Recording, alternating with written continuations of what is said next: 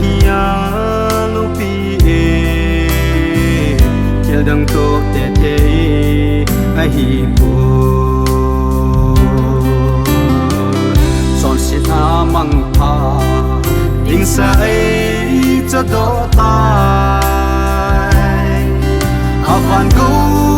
lo ding in ai sim ta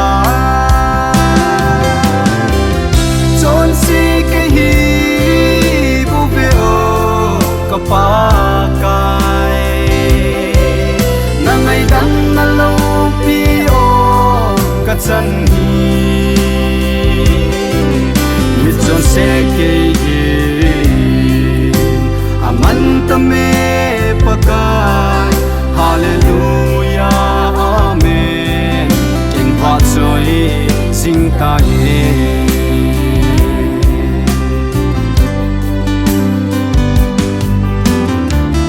krista ngai lut na ti ta nei ho chu til dang to te te ai pu anu na kim lo kama say zo lo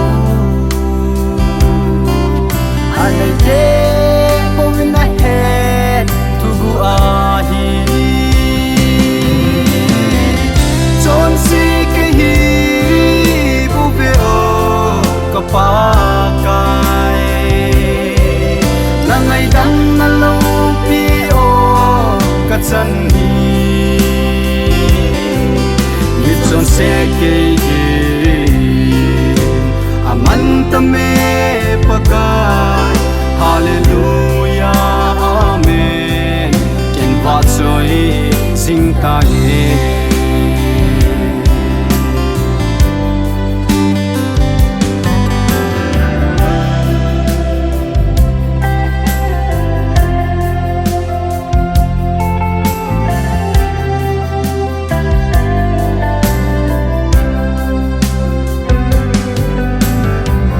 dam lai hin khu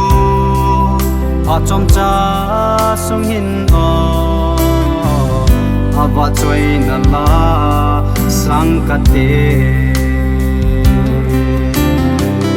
lim la mel ka ne lai sim ka pa kai bo sa choi le sing ta nge mun tin na son si ke hi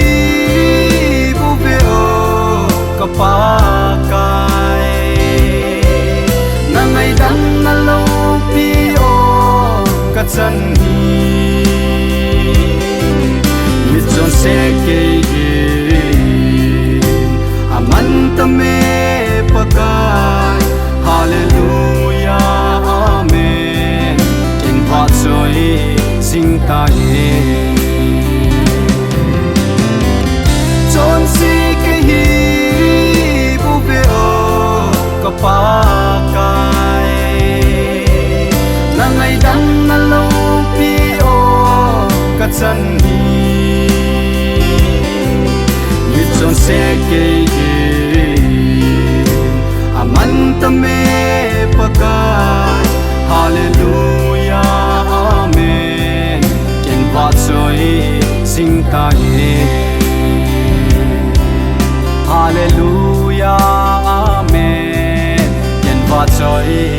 sing ta ye